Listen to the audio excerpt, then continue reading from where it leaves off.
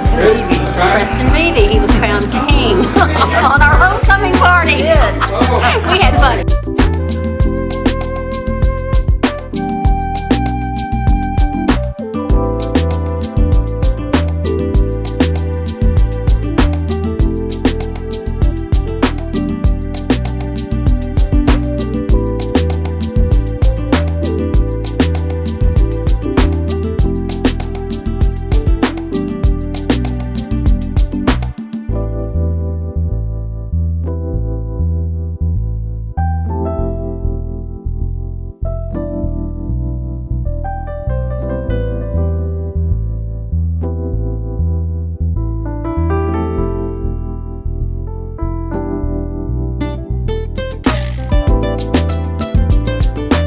Hi, I'm Skipper Brown, class of 71, and we're here to finalize the end of the Madison turning 50 celebration, epic party in memory of 2015.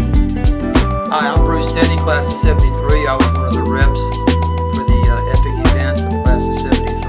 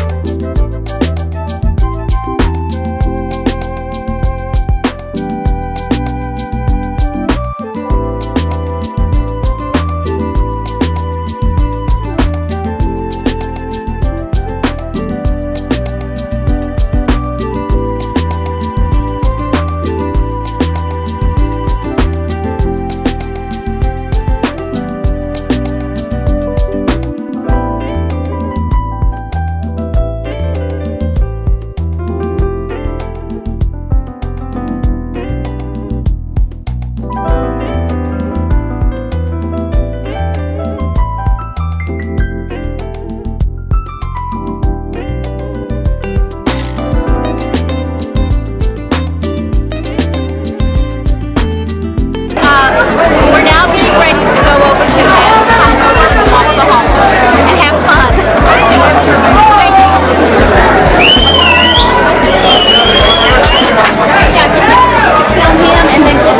have the school reserved 1 p.m. until 3 p.m. So if y'all want to make your way to the door, meet us at the school.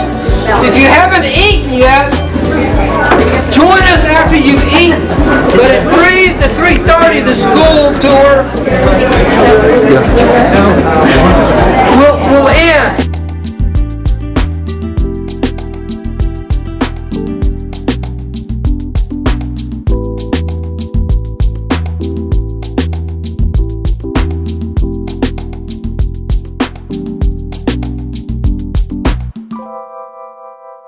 What happened that day at Beef and Barnes? Well, I didn't make it, so you're going to have to tell them. I wasn't sober. There you go, we got it. That's going to be the hard part.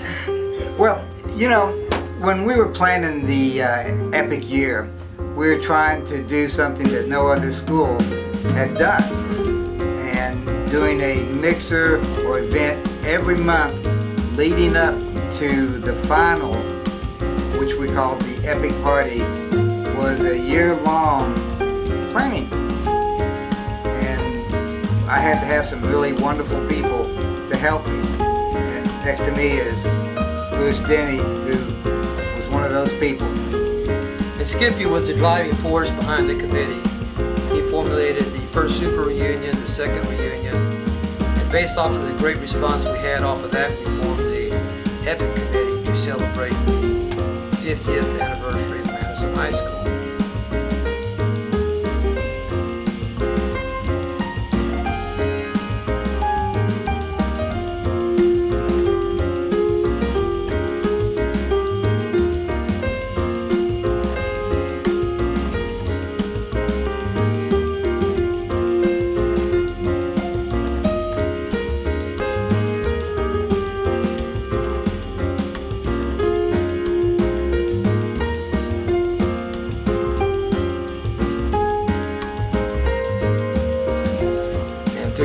members, we tried to plan an event every month to keep the interest going, leading up into the Epic event, which surpassed all of our expectations. And it was a great event because we had the turnout of our classmates from the class years of 66 all the way through 79. It just amazed us. And we were in awe about how our friends turned out to support us.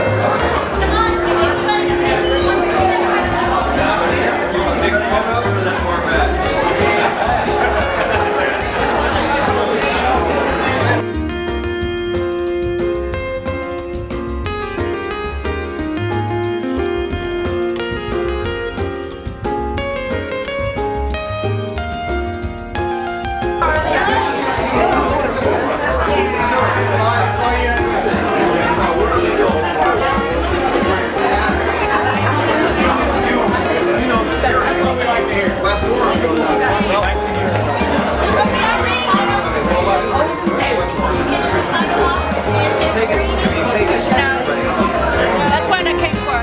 It's gone.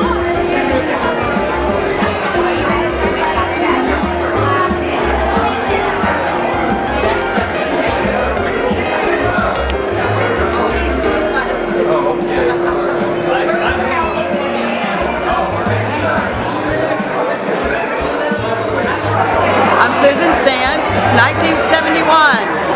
Go Marlins! What's your most fondest memory about all of this? The school, the whole thing? I mean, can you think of something that sticks out in your mind about going to Madison? The friendship of all my schoolmates, it was amazing.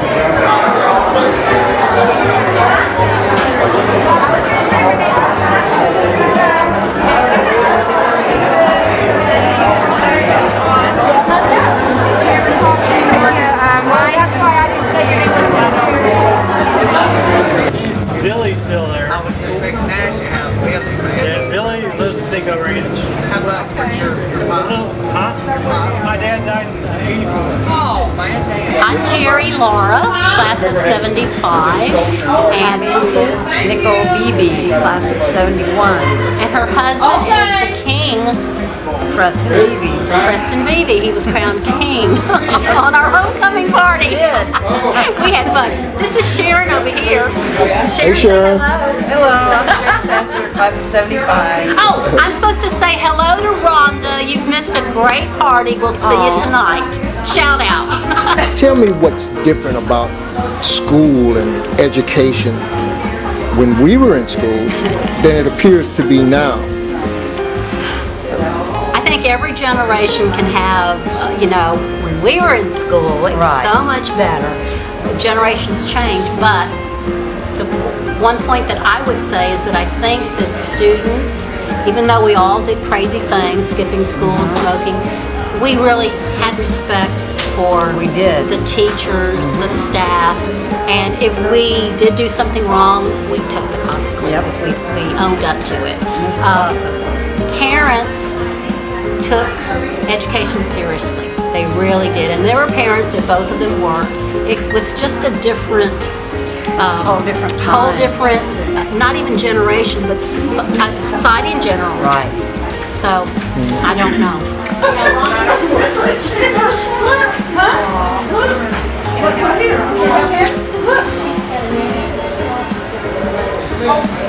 Oh, how cute! What's different now in school, than it was back in 70, 73 when we were... Policies and administration, rules and regulations. Basically, when we were in school, the government did not regulate us as heavily as they're regulating the kids today. Like, take for instance, smoking. Right outside this building here, we had a designated smoking area. And all the kids that was at school was smoking. Right now, the kids today, they can't buy a pack of cigarettes unless they're 21 years old. So it's basically the difference between, got more government influence.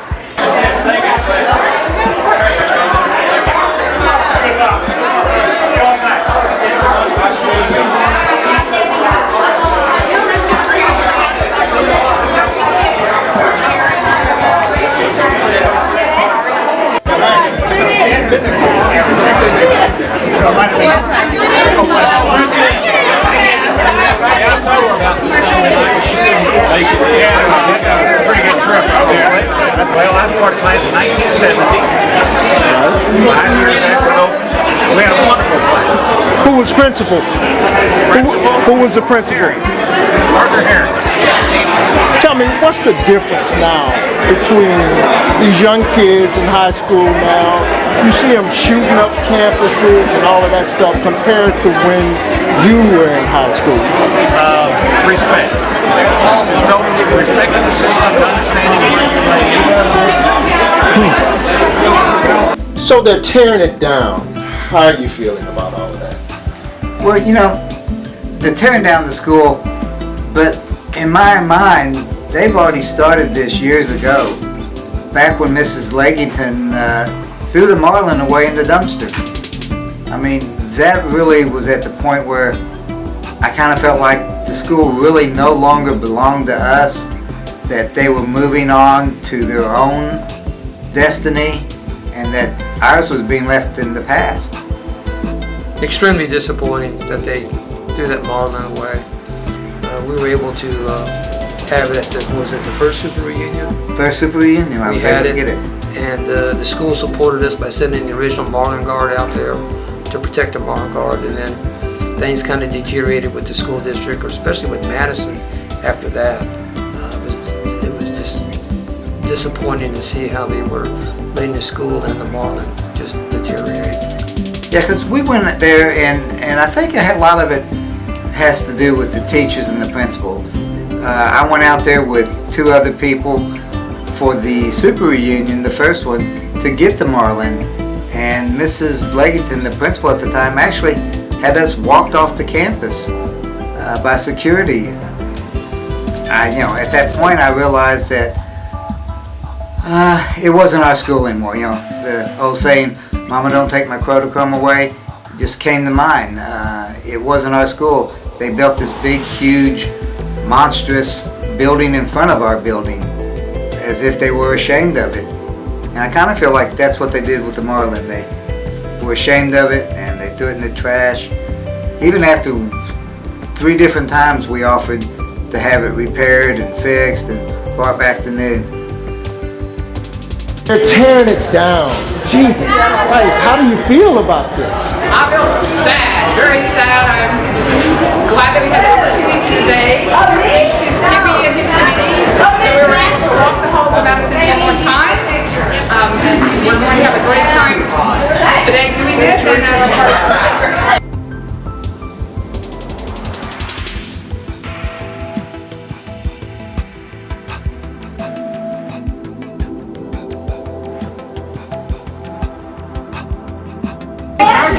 You're the ones who don't like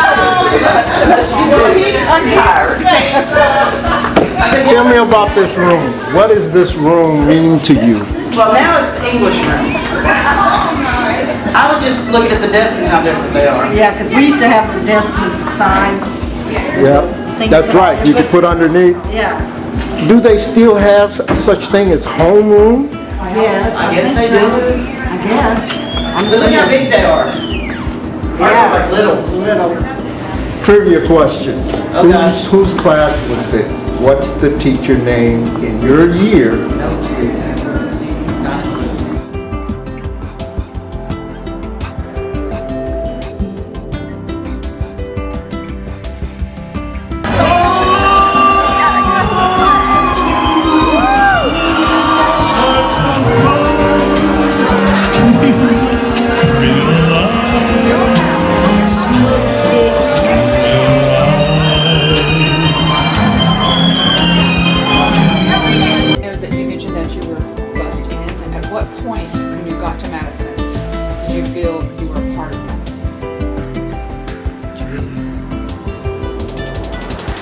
different activities, ROTC.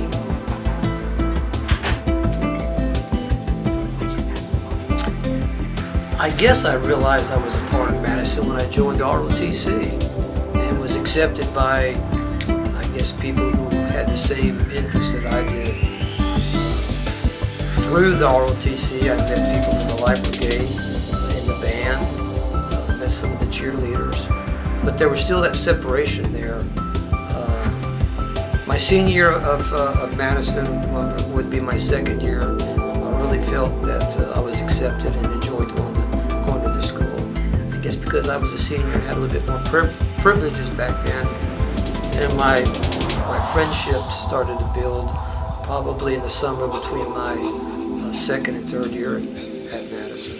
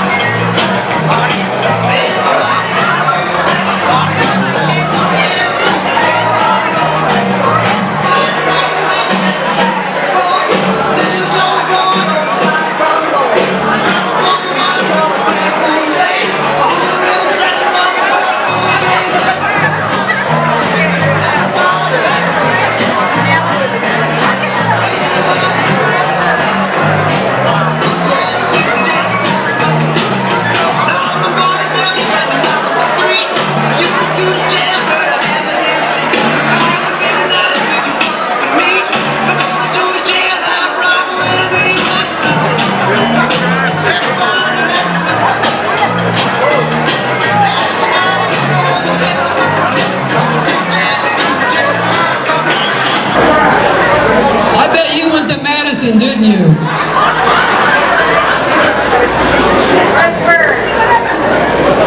On behalf of the committee, we welcome everybody, and we're so glad everyone came, because without you, this would not happen. So thanks to Skippy Brown and the committee for putting this on. If you think this was a success, you came to Madison. If you thought it was not that great, you're at Westbury's reunion tonight. So the first number we're going to call is going to be for the Madison newspapers. I think the newspapers are going out to all the people who prepaid before the cutoff date.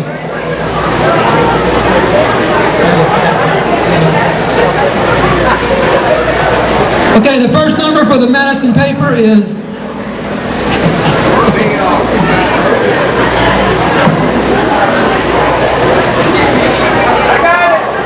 Hold on a minute.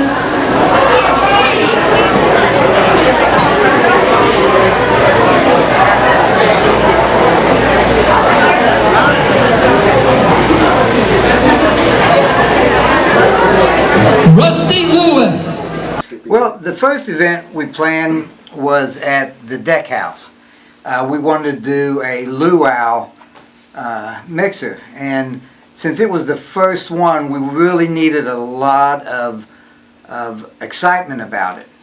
And we actually found the place to be very well situated, and we had a great turnout. I mean, every event we did, we tried to somehow tie it in to some kind of school event. And the luau, we actually originally called it the orientation. From the pictures I saw, it was a phenomenal turnout. It exceeded the expectations of the committee members, as long with all the other events we had month to month exceeded our expectations. The classmates were just super about supporting the committee members on this epic 50th anniversary. Yeah, and we had tried to make it to where every one of the events was free, so that nobody had to pay. So we didn't want anybody to be stressed out. And the epic party itself was supposed to be free, except we couldn't get any bars to really give us the space for free. But I think once the people saw the pictures from the luau, it just made them all want to start going to all of them. The Super Reunion, which although they said I was responsible, that's where I really just got started in it. There were a lot of other people involved in that one. Then we did the Adams Mark, and we had lots of mixers between there. Then we did the Super Reunion 2, and at that one I decided there wasn't going to be any more.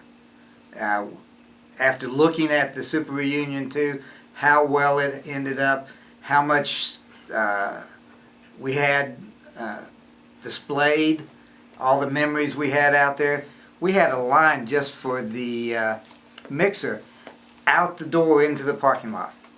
You know, just for the mixer. There was probably 800 people for the Super Reunion 2.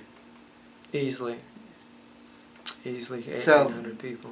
Then there was a period of just events and mixers until it dawned on me that it was going to be Madison's 50th birthday. Okay. I decided that at that point we really needed to do something special, something nobody else has done. I mean, I wanted to do something I hadn't done. So I decided that if I could convince enough stupid people to join in with me, we'd do a mixer or event every year, every month, leading up to the end of August. And I put the word out. I got a lot of really good people to show up and plan it. And I don't think anybody could do better than we did on this one.